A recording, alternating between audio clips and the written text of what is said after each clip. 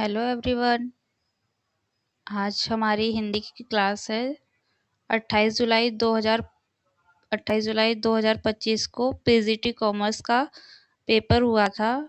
उसकी first shift में जो हिंदी पूछी गई थी उस उस एग्ज़ाम को आज हम सॉल्व करेंगे।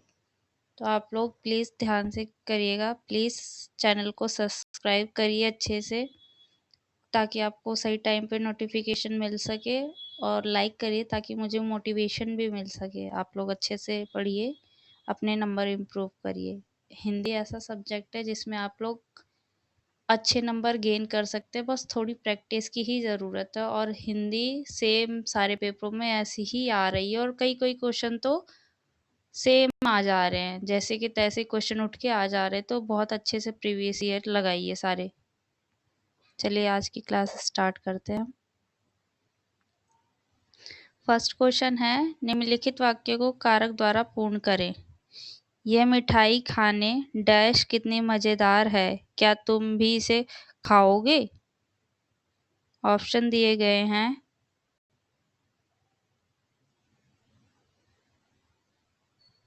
ऑप्शन है, आप देखिए, से, पर, मैं, को।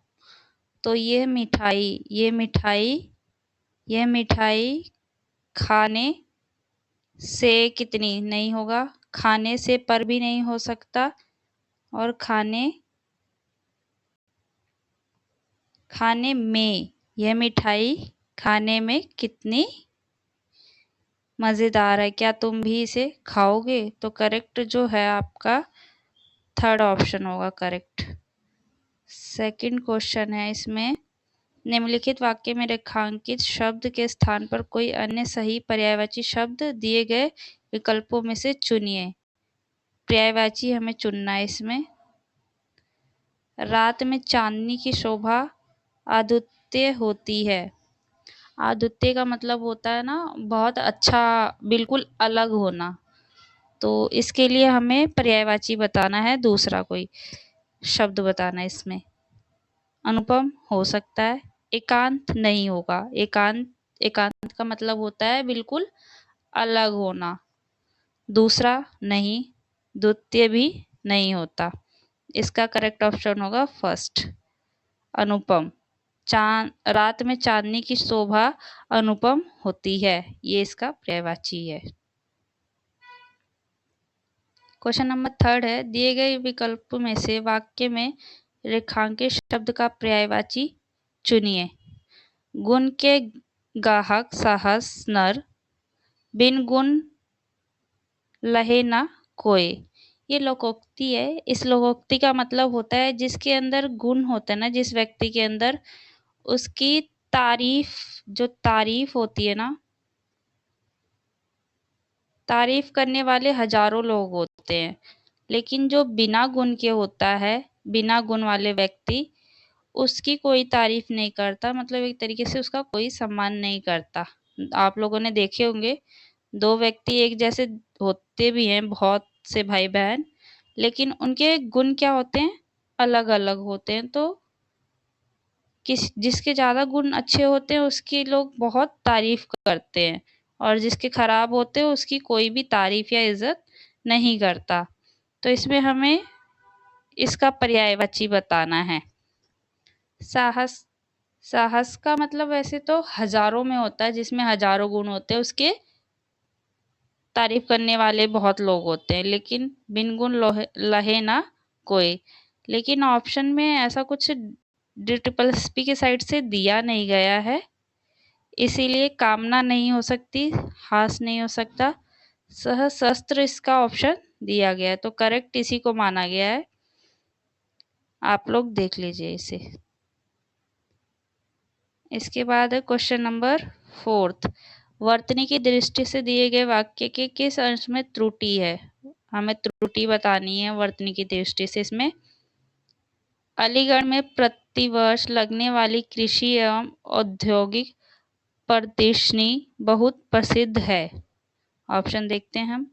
अलीगढ़ में प्रतिवर्ष सही है, औद्योगिक प्रदर्शनी, इसमें देखते हैं एक बार, बहुत प्रसिद्ध है, ये भी सही है, लगने वाली कृषि, ये भी सही है।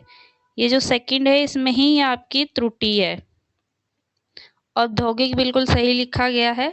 जो प्रदर्शनी की वर्तनी होती है इस तरीके से लिखी जाती है, प्रदर्शनी, प्रदर्शनी, इस तरीके से उसकी वर्तनी लिखी जाती है। करेक्ट ऑप्शन है हमारा सेकंड। देन इसके बाद क्वेश्चन नंबर 5 है, निम्नलिखित वाक्य को कारक द्वारा पूर्ण करें। तुम्हें मुझ डैश भरोसा होना चाहिए, मैं तुम्हारा भाई हूं।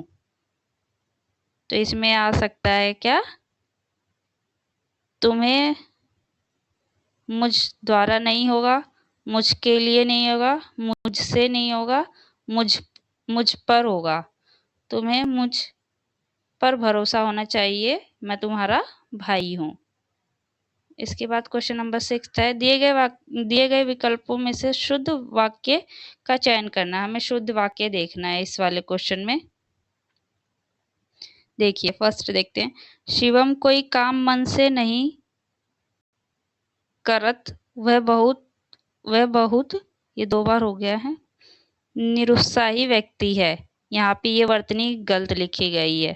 शिवम कोई काम मन से, सेकंड वाला देखिए, शिवम कोई काम मन से नहीं करता, वह बहुत निरुत्साही व्यक्ति है, ये हो सकता है। थर्ड वाला देखते हैं, शिवम कोई काम मन से नहीं करता, वह बहुत निरुत्साही व्यक्ति है। ये एक बार देखते हैं हम, शिवम कोई काम, यहाँ पे देखिए ये कम लिखा है, जो कि काम लिखना चाहिए था, तो ये नहीं होगा। सेकंड और थर्ड में से ऑप्शन में देखते हैं। देखिए दोनों में सेम है सारी चीजें। शिवम कोई काम मन से नहीं करता, वह बहुत निरुत्साही व्यक्ति है, ये करेक्ट हो सकता है। शिवम कोई काम नहीं करता, वह बहुत निरुत्साही व्यक्ति है। देखिए कल भी मैंने बताया था, जो हा होता है जिस पे बिंदी लगी होती है बहुवचन के लिए इस्तेमाल किया जाता है, लेकिन जो ये हा होता है जिस पे बिंदी नहीं लगी होती है, ये एक वचन के लिए इस्तेमाल किया जाता है। तो जो इसमें शिवम की बात हो रही है, और शिवम क्या है, एक वचन है, तो इसमें एक वचन के हिसाब से हमारा सेकंड वाला ऑप्शन करेक्ट है। ये आप लोगों का सही आंसर है। और इसी तरीके का बहुत इस बार पूछा जा रहा है, यही वाले एक वचन और बहुवचन में ही पूछा जा रहा है, तो आप लोग ध्यान रखिएगा इसे। क्वेश्चन नंबर 7 है, निम्नलिखित वाक्यांश हेतु सार्थक शब्द की पहचान करें। हमें इस वाक्य के लिए सार्थक शब्द की पहचान करनी है, जो गुण दोष का विवेचन करता हो। जो गुण दोष का विवेचन करता है उसको हम क्या कह सकते हैं इस शब्द में, तो आलोचक, आलोचक ही कहा जाता है। जो गुण दोष का विवेचन करता है उसको आलोचक कहा जाता है। आलोचना होती है जो हम गुण दोष का विवेचन करते हैं, जो प्रक्रिया होती है गुण दोष के विवेचन की, उसको आलोचना कहा जाता है। आलोच्य होता है जिसकी आलोचना की जा रही है, जिसकी आलोचना, ये सही से हो नहीं पा रहा है इधर, आप लोग देख लीजिएगा सही से। आलोच्य वो व्यक्ति होता है जिसके बारे में आलोचना की जा रही है। समालोच्य शब्द का मतलब होता है जिसे हम जांचा या परखा जा सके, जिसे हम जांच परख सके, उसको समालोच्य कहा जाता है। करेक्ट है हमारा 1। क्वेश्चन नंबर 8 है, वाक्य क्रम में लिखिए। इसमें क्रम में लिखना है वाक्य को। रामचरितमानस में तुलसी ही नहीं उपदेशक के केवल कवि के रूप में भी सामने आते हैं। मैंने बहुत बार आपको बताया है क्लासेस में कि सबसे पहले देखते हैं कि किसके बारे में बात हो रही है, और जो लास्ट वाला होता है वो हमारा क्रिया पे जाके खत्म हो जाता है। तो आप लोग देखिए इसको अच्छे से। देखिए इसमें रामचरितमानस की ही बात हो रही, तो सबसे पहले हमारा का आएगा। ऑप्शन देखते हैं, फर्स्ट में का है और फोर्थ में का है, थर्ड और सेकंड में का नहीं है, तो ये ऑप्शन हमें चेक करने की नीड नहीं है। इसके बाद है का के बाद हम देख सकते हैं कौन सा होगा। का के बाद हम पहला ऑप्शन चेक करते हैं, का के बाद खा। रामचरितमानस में तुलसी ही नहीं उपदेशक के, नहीं ये मतलब नहीं बन रहा कोई, तो हमारा फोर्थ बन सकता है। एक बार हम देखते हैं। का के बाद गा देखिए। रामचरितमानस में तुलसी केवल कवि के रूप में, गा के बाद खा, रूप में सामने नहीं, गा खा देखिए। रामचरितमानस में तुलसी केवल कवि के रूप में ही नहीं, अब उपदेशक के रूप में सामने आते हैं। तो फोर्थ जो है वो करेक्ट है आप लोगों का। इसमें हमें ईद का चांद होना मुहावरे का सर्वाधिक उपयुक्त अर्थ है। ये तो मुझे लगता है सबको ही पता होगा। ईद का चांद होना मतलब बहुत दिनों के बाद दिखना। फोर्थ हमारा करेक्ट है। वाक्य क्रम में लिखिए। जो क्वेश्चन नंबर 10 था उसमें वाक्य को क्रम में लिखना है। देखते हैं किसके बारे में बात हो रही है। लगातार हंस रहे थे, लेकिन यह कुछ विलक्षण सी स्थिति थी, दुख में भी वह। तो यहाँ पे हम देख सकते हैं कि किससे हमारी स्टार्टिंग हो सकती है। तो एक ही ऑप्शन दिख रहा है मुझे, तो दा से ही स्टार्टिंग। दुख में भी वह लगातार हंस रहे थे, लेकिन यह कुछ, दा से देखिए कौन सा स्टार्ट हो रहा है। दा से सिर्फ एक ही स्टार्ट हो रहा है ना, ये भी नहीं, ये भी नहीं। तो करेक्ट ऑप्शन सेकंड है हमारा, दा। दुख में भी वह लगातार हंस रहे थे, विलक्षण सी थी। ये इस पे एंडिंग हो जाएगा, तो ये वाला करेक्ट है आप लोगों का। क्वेश्चन नंबर 11, निम्नलिखित वाक्य को कारक द्वारा पूर्ण करें। इस ब्रेड डैश जैम लगा दो, मैं यही खा लूंगी। इस ब्रेड पर जैम लगा दो, मैं यही खा लूंगी। तो करेक्ट ऑप्शन हमारा सेकंड हो जाएगा। कम बोलने वाला वाक्यांश के लिए उपयुक्त शब्द होगा। जो व्यक्ति कम बोलता है उसको क्या बोलते हैं हम? अल्पभाषी। करेक्ट हमारा सेकंड है। बहुभाषी उस व्यक्ति को बोला जाता है या उसे बोला जाता है जिसे बहुत सारी भाषाओं का ज्ञान हो, तो उसे बहुभाषी बोला जाता है, जो बहुत भाषाएं जानता हो। वाक्पट वाक्पट उसे बोलते हैं जो बोलने में कुशल वक्ता होता है ना, जो बोलने में बहुत माहिर होते हैं, उनको वाक्पट बोला जाता है। मृदुभाषी जो कोमल या मधुर बोलता है उसको मृदुभाषी बोला जाता है। क्वेश्चन नंबर 13, निम्नलिखित लोकोक्ति का सही अर्थ पहचाने। इसमें लोकोक्ति दी गई है, उसका सही अर्थ हमें देना है। जहां जाए भूखा वहां पड़े सूखा। तो देखिए, जहां जाओ वहां काम नहीं होता, गलत। बारिश के बिना सब सूखा, ये भी नहीं हो सकता। भाग्यहीन को कहीं सुख नहीं मिलता, ये हो सकता है। फोर्थ देख लेते हैं हम। भूखे को कहीं भी खाना नहीं मिलता, नहीं। करेक्ट है हमारा थर्ड वाला। इस लोकोक्ति का मतलब ये है कि जहाँ जो दुर्भाग्यशाली व्यक्ति होता है वो कहीं भी जाए उसको कहीं भी सफलता या उसके जीवन में खुशियां उसे नहीं मिलती। तो इसके इस लोकोक्ति के अनुसार जो हमारा थर्ड ऑप्शन है वो करेक्ट है। निम्नलिखित वाक्य को क्वेश्चन नंबर 14 है। निम्नलिखित वाक्य को कारक द्वारा पूर्ण करें। मुझे उस डैश 7 बाजार जाना है। मुझे उस हेतु तो है नहीं, द्वारा भी नहीं, के हो सकता है। मुझे उसके साथ बाजार जाना है, इसमें संबंध कारक बता रखा है, मुझे उसके साथ बाजार जाना है। ये फोर्थ नहीं है, तो करेक्ट आंसर हमारा थर्ड ऑप्शन है। क्वेश्चन नंबर 15 में दे रखा है, उचित कारक चिन्ह से दिए गए वाक्य का रिक्त स्थान पूर्ण करें। सूर्यास्त होने तक मजदूरों डैश वह काम समाप्त नहीं किया गया। मजदूरों से वह काम समाप्त नहीं किया था, ये नहीं हो सकता। सूर्यास्त होने तक मजदूरों का, ये भी नहीं हो सकता। सूर्यास्त होने तक मजदूरों ने वह काम समाप्त नहीं किया था। तो थर्ड ऑप्शन जो है करेक्ट है वो। आप लोग देख रहे होंगे कि जो इस बार के एग्ज़ाम हो रहे हैं, उसमें कारक बहुत ज़्यादा पूछे जा रहे हैं। बहुत बार इन डीप जाके क्वेश्चन पूछ लिए जा रहे हैं, बहुत बार ऐसे ही पूछ लिए जा रहे हैं कि हम उसको बहुत ईज़ी तरीके से कर सकते हैं। तो आप लोग कारक बहुत अच्छे से करके जाइएगा। ये वाला नहीं होगा। इसके बाद हमारा गद्यांश स्टार्ट है। एक बार सब लोग रीड करिए।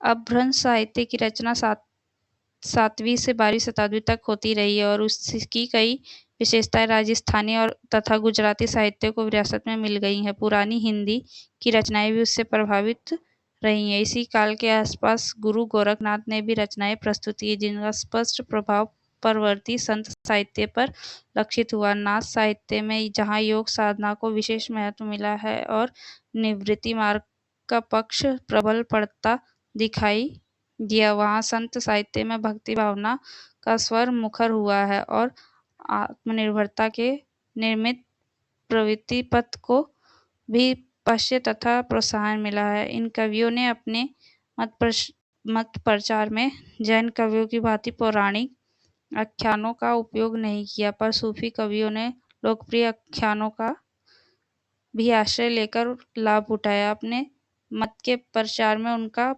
प्रेमाख्यानों के रूप में यथेष्ट प्रयोग किया। संतों ने बौद्ध सिद्धों और नाथ योगियों द्वारा स्वीकृत शैलियों को अपनाया। पद रचना का प्रयोग तमिल पदम के अनुसरण में हुआ। अन्य कई दक्षिणात्य काव्य शैलियां भक्ति काव्य के माध्यम से हिंदी भक्ति काव्य का अंग बन गई। सूफी कवियों द्वारा गृहीत अरबी फारसी शैलियों का प्रभाव भी हिंदी रचनाओं पर पड़ा। सूफी मत के आदर्शों के अनुकूल विषयों और रचना शैलियों को प्रश्य तथा प्रोत्साहन मिलने लगा। इस प्रकार एक नई साहित्य परंपरा का सूत्रपात हुआ, जिससे मुस्लिम सुल्तानों और शासकों द्वारा भी पर्याप्त संरक्षण मिला। फारसी साहित्य की लोकप्रियता भारत में इतनी बढ़ी कि यहाँ के निवासियों ने भी उसकी अभिव्यक्ति में रुचि लेना आरंभ कर दिया और भारतीय ग्रंथों तक अनुवाद फारसी में होने लगे। ये जो हमारा दिया गया है पैसेज, इसमें भाषा को लेकर सब बताया गया है कौन से क्या हुआ है। तो अब देखते हैं हमारा क्वेश्चन 16 क्वेश्चन है। अपभ्रंश साहित्य की रचना कब तक होती रही है? तो अपभ्रंश साहित्य की रचना हमने पहली लाइन में देख ली थी। पहली लाइन में दिख गया था कि ये 7वीं से 12वीं शताब्दी तक हुआ था। तो करेक्ट ऑप्शन हमारा फर्स्ट हो जाएगा इसका। क्वेश्चन नंबर 17 है, गद्यांश के लिए उपयुक्त शीर्ष का चयन कीजिए। गुजराती भाषा के लिए कोई विशेष बात नहीं कही है। अपभ्रंश साहित्य की साथ साथ और सारी भाषाओं का भी, और सारी भाषाएं जो साहित्य या भाषाएं हैं उनकी भी बात करी गई। तो ऐसे नहीं कह सकते। राजस्थानी भाषा ये भी नहीं है। इसका करेक्ट ऑप्शन 4th है। इसके बाद काव्य पढ़ के आप लोग देख सकते हैं। इसमें क्वेश्चन नंबर 18 है, नाथ साहित्य में किस साधना को विशेष महत्व दिया गया है? गृहस्थ साधना को, सगुण भक्ति को, गृहस्थ जीवन को, या योग साधना को? एक बार हम देख लेते हैं पैसेज में कहाँ पे है ये नाथ साहित्य। नाथ साहित्य का आप लोग देखिए एक बार कहाँ मिलेगा हमें। देखिए, इसी काल के आसपास गुरु गोरखनाथ में रचनाएं प्रस्तुत की, जिन स्पष्ट पढ़ते लक्षित हुआ। नाथ साहित्य में जहाँ योग साधना को विशेष महत्व दिया गया है। जो नाथ साधना है उसमें हमें योग साधना को विशेष महत्व दिया गया है। इसके बाद है क्वेश्चन नंबर 19, यकिंचित का अर्थ है। यकिंचित का अर्थ होता है स्थानीय नहीं होता, महत्वहीन भी नहीं होता। इसका अर्थ होता है थोड़ा सा। किंचित है ना, तो उसी से मिलकर बना है थोड़ा सा। इसका बहुत भी नहीं होगा। इसके बाद लास्ट क्वेश्चन है क्वेश्चन नंबर 20, गद्यांश में प्रयुक्त योग का विलोम क्या होता है? योग का विलोम होता है वियोग। ये तो हमें डायरेक्ट याद होना ही चाहिए ना, याचक नहीं होगा।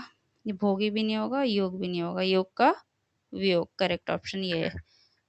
आप लोगों को अगर इसकी पीडीएफ चाहिए होगी तो आप मुझे टेलीग्राम पे फॉलो कर सकते हैं, मैं वहाँ पे इसकी पीडीएफ सेंड कर दूँगी।